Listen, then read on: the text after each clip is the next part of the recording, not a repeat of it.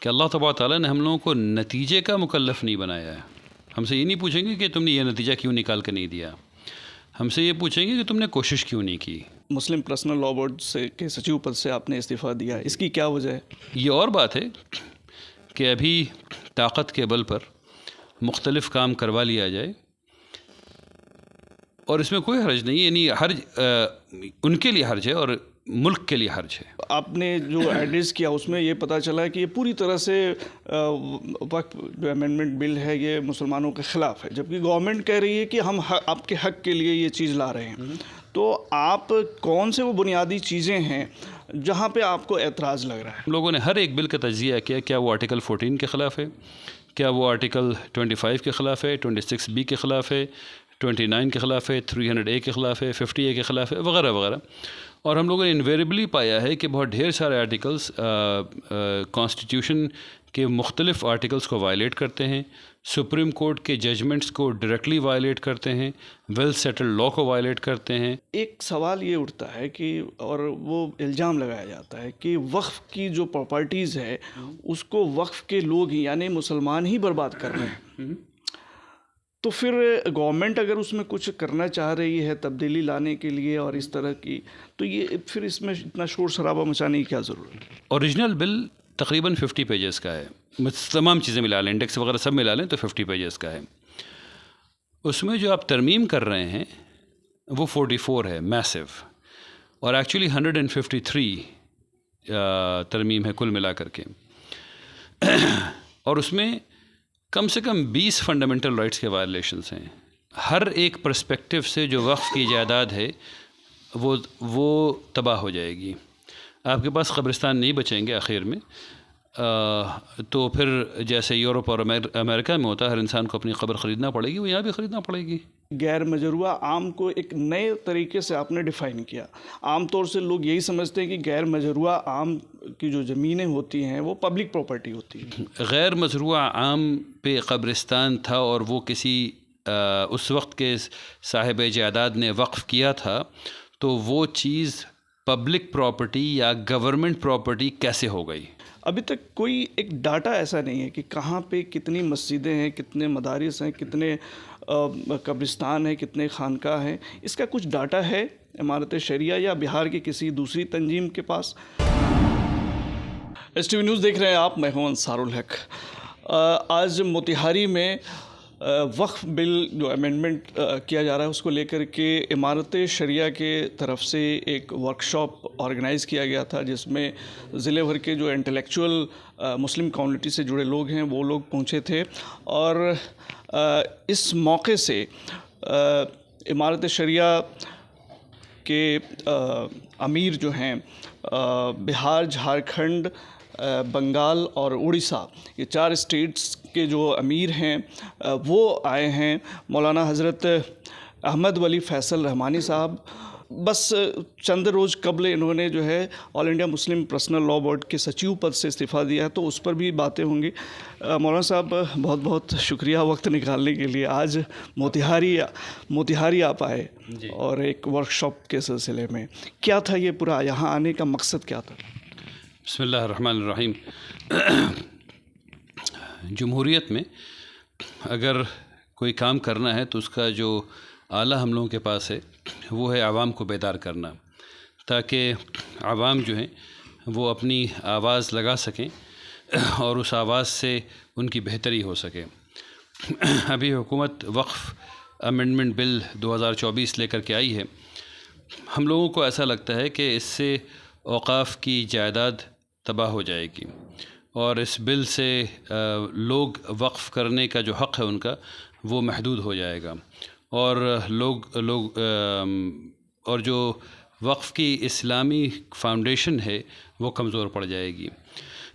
تو ایک کام یہ ہے کہ ہم لوگوں کو بیدار کریں اس سلسلے میں. تو امارت ان 4 اسٹیٹس ہیں، بلکہ پورے ہندوستان میں مسلمانوں کو بیدار کر رہی ہے کہ وہ اس بل کو سمجھیں اور جو کانسٹیٹیوشنل نقطہ نظر ہے اس کے تئیں اپنے جو ریپرزنٹیٹیوز ہیں ان سے بات چیت کریں.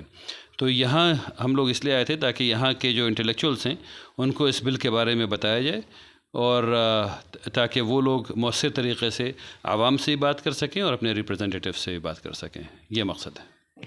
میں نے آپ کو سنا، بہت دیر تک آپ نے لوگوں کو ایڈریس کیا، اس میں بہت ساری باتیں آپ نے بتائی، بہت گہری ریسرچ جو ہے آپ کی ٹیم نے کیا ہے اور تمام چیزیں جو معلوم ہوتی ہیں. ایک بات اس میں آپ نے یہ کہی کہ غیر مجروحہ عام کو ایک نئے طریقے سے آپ نے ڈیفائن کیا. عام طور سے لوگ یہی سمجھتے ہیں کہ غیر مجروحہ عام کی جو زمینیں ہوتی ہیں وہ پبلک پراپرٹی ہوتی ہیں. تو غیر مزروع عام کو میں نے اپنے طریقے سے ڈیفائن نہیں کیا ہے. غیر مزروع عام کو 1883 کے کیڈسٹرال سروے کے نقطہ نظر بتایا ہے. اس وقت جو شمشان گھاٹ تھے وہ غیر مزروع عام پر تھے. غیر مزروع کا مطلب ہوتا ہے وہ جگہ جہاں کھیتی نہیں ہو رہی ہو، اور عام کا مطلب یہ تھا اس وقت کہ لوگ آ جا رہے ہوں. یہ ٹیکسیشن کا مسئلہ تھا.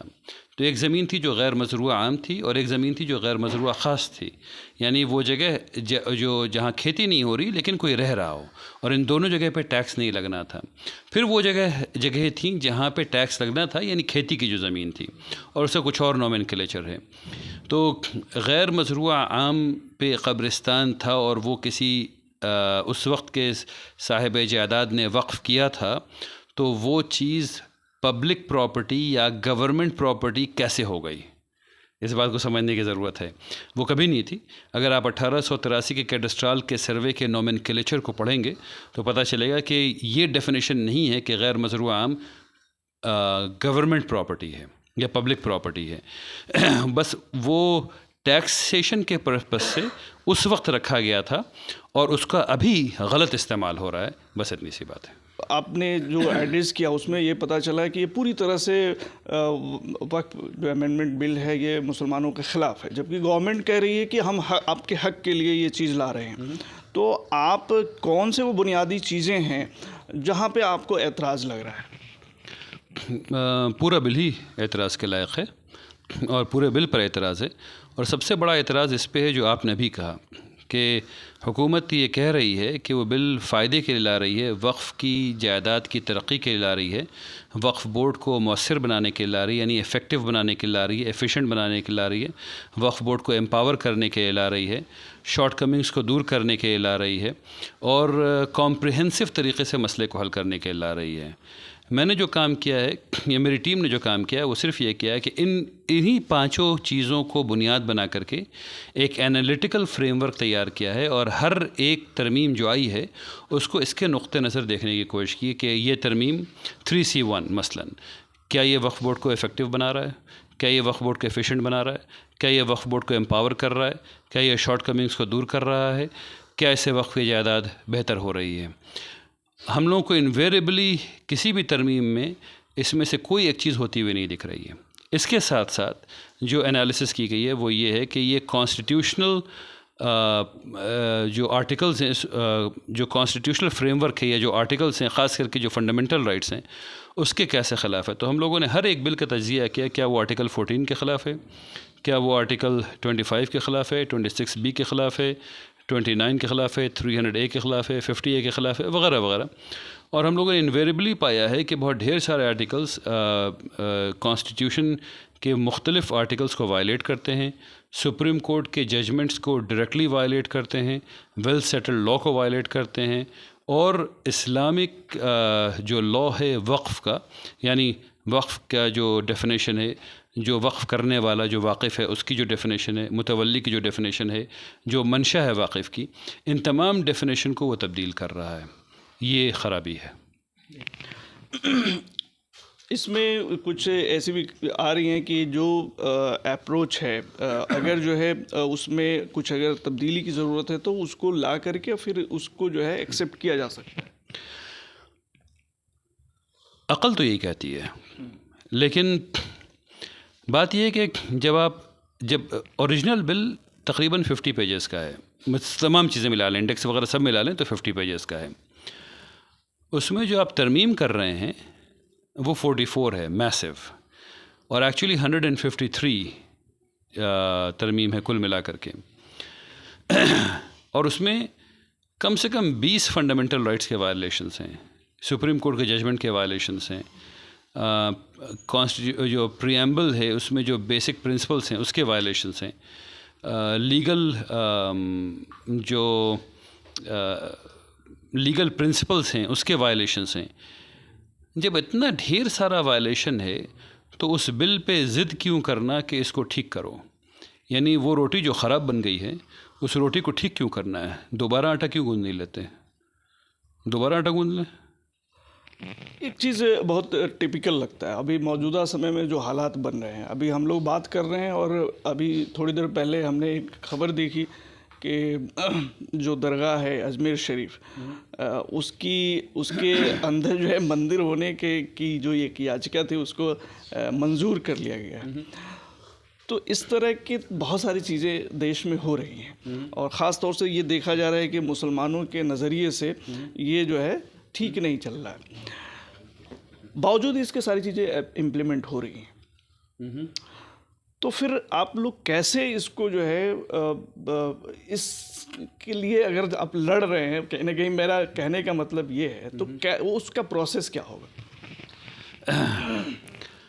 اصل میں یہ بات سب کے سمجھنے کی ہے کہ اللہ تبارک تعالیٰ نے ہم لوگوں کو نتیجے کا مکلف نہیں بنایا ہے. ہم سے یہ نہیں پوچھیں گے کہ تم نے یہ نتیجہ کیوں نکال کے نہیں دیا، ہم سے یہ پوچھیں گے کہ تم نے کوشش کیوں نہیں کی. یہ اور بات ہے کہ ابھی طاقت کے بل پر مختلف کام کروا لیا جائے اور اس میں کوئی حرج نہیں، یعنی حرج ان کے لیے حرج ہے اور ملک کے لیے حرج ہے. اگر آپ اقلیت کو دبائیں گے تو یہ ملک کے لیے حرج ہے، لیکن مسلمانوں کے لیے یہ کافی ہے کہ وہ کوشش کریں اور اپنی پوری کوشش کریں اور کوشش کرتے رہیں، اور ان کی کامیابی اس دنیا میں اور اس دنیا میں ان کی کوشش پر ہے، نتیجے نکالنے پر نہیں ہے. اسی لیے ہم لوگ ہار کے باوجود اور جیت کے باوجود لگاتار کوشش کرتے رہتے ہیں. اس کوشش میں آپ یہ بھی لوگوں کو بتا رہے ہیں کہ قبر کی زمینیں جو ہیں خریدنی پڑیں گی.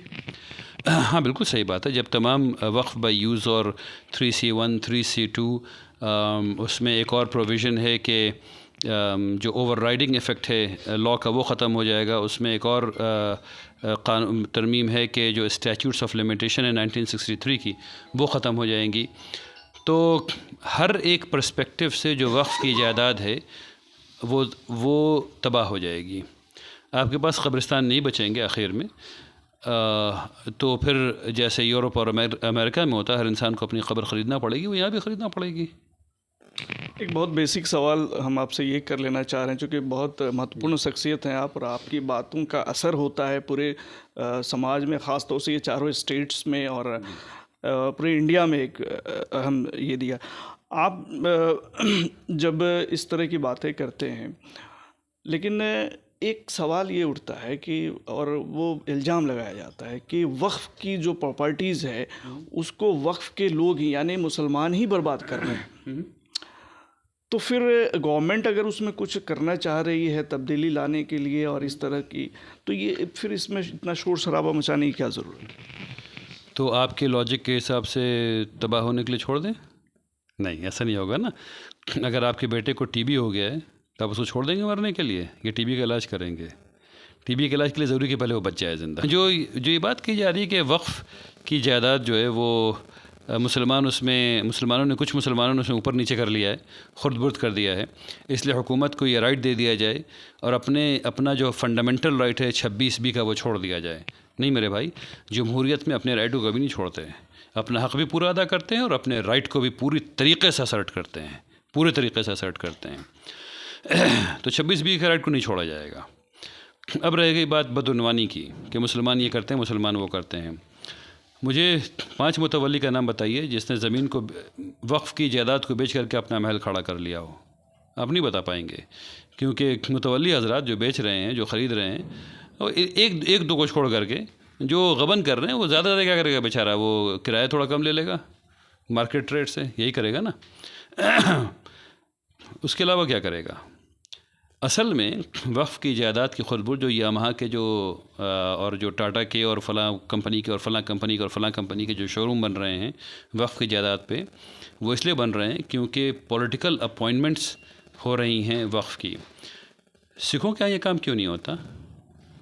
کیونکہ وہاں گرودوارہ کمیٹی بتاتی ہے کہ ان کے وقف کا چیئرمین کون ہوگا اور سیکریٹری کون ہوگا. حکومت کو یہ چاہیے کہ ایسا بل لائیں جس میں کہ مسلمانوں کے ہاتھ میں دے دیا جائے کہ ان کا چیئرمین کون ہوگا اور سیکریٹری کون ہوگا. پھر دیکھیے کوئی وقف کی پراپرٹی کیسے خرد برد ہو جاتا ہے. ابھی پولیٹیکل ماسٹرز ہیں اور ان کے پولیٹیکل اپوائنٹمنٹس ہیں. پولیٹیکل اپوائنٹمنٹس ہمیشہ پولیٹیکل ماسٹرز کے لیے کام کریں گے, کبھی بھی وہ امت کے لیے کام نہیں کریں گے, یا اکثر وقت وہ امت کے لیے کام نہیں کریں گے, اور یہ بات اکثر جگہ صحیح ہے.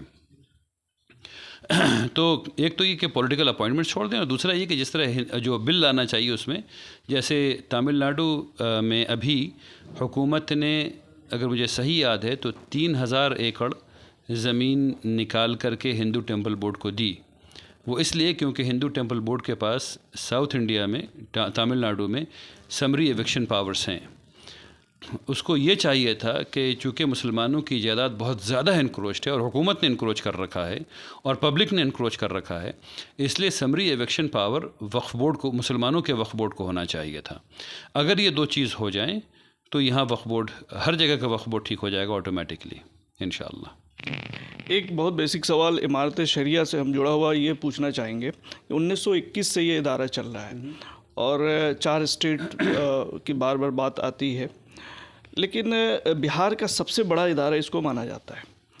لیکن ایک چیز جو بنیادی ضرورت محسوس ہوتی ہے کہ جیسے آج ابھی سروے کی بات ہو رہی ہے, بہار گورنمنٹ کی بھی سروے کا جو پروسیس چل رہا ہے, یا پھر وقف کی بات ہے, ابھی تک کوئی ایک ڈاٹا ایسا نہیں ہے کہ کہاں پہ کتنی مسجدیں ہیں, کتنے مدارس ہیں, کتنے قبرستان ہیں, کتنے خانقاہ ہیں. اس کا کچھ ڈاٹا ہے امارت شریعہ یا بہار کی کسی دوسری تنظیم کے پاس جو ایک سافٹ کاپی میں ہو, یا لوگ جب چاہیں تب جو ہے جہاں کے جس طرح کے پراپرٹیز ہے وہ دیکھ سکیں؟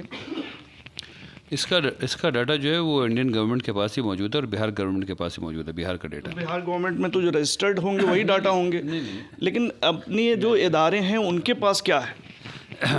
جب بھی کوئی مسجد بنائی جاتی ہے تو مکان کا نقشہ جب بھی بنایا جاتا ہے تو حکومت کو بتایا جاتا ہے کہ یہ مکان ہے, یہ اس پرپس کے لیے وغیرہ وغیرہ, تو اس سے بات نکالی جا سکتی ہے. آپ بالکل صحیح کہہ رہے ہیں, ایسا ڈیٹا ہونا چاہیے, لیکن عمارت کے پاس ابھی وہ وسائل نہیں ہیں جن سے کہ یہ ڈیٹا وہ جمع کر سکے. یہ کروڑ روپے کا پروجیکٹ ہے, اور عمارت کے پاس ابھی اور یعنی عمارت جو رفاہی کام کرتی ہے, چاہے وہ زلزلہ ہو, باڑھ ہو, آگ ہو, گھر بنوانا ہو, پینشن دینا ہو, ہماری بہنوں کو ضرورت ہوتی ہے پینشن کی, وہ دینا ہو, تو ان سب چیزوں میں جو پیسے اس کے لگتے ہیں, اور وہ زیادہ ضروری کبھی سمجھ میں آتے ہیں ان سب کاموں سے جب تک کہ آگ نہ لگ جائے اس طرف. تو ہمیشہ یہ فیصلہ کرنا مشکل ہو جاتا ہے. لمیٹڈ وسائل میں انسان نیئر ٹرم کے بارے میں زیادہ سوچنے لگ جاتا ہے اور لانگ ٹرم کے بارے میں کم سوچتا ہے, اور یہ ہر چھوٹی آرگنائزیشن کی اکیلیز ہیل ہے, اور ہم لوگ اس میں پھنسے ہوئے ہیں, اس میں کوئی شبہ نہیں. ایک اب آخری سوال, چونکہ آپ کو سیوان میں نکلنا ہے, بہت وقت لے لیا آپ کا. آپ مسلم پرسنل لا بورڈ سے کے سچیو پد سے آپ نے استعفیٰ دیا, اس کی کیا وجہ ہے؟ کبھی ایسا ہوتا ہے کہ الگ ہو جانا چاہیے تاکہ کم سے کم جو جس چیز کی ذمہ داری آپ کے پاس ہے اس پہ پورا فوکس کرے کام کیا جا سکے, اور کبھی ایسا ہوتا ہے کہ آپس میں لڑ بھڑ کر کام کر لینا چاہیے. ابھی کا وقت ایسا تھا کہ مجھے لگا کہ ہم لوگوں کو اس طرح سے کام کرنا چاہیے, اور انسان اپنی عقل کا محتاج ہے. ہو سکتا ہے کہ میری عقل کم رہی ہو, اس لیے میں نے استعفیٰ دے دیا, یہ بھی تو ہو سکتا ہے.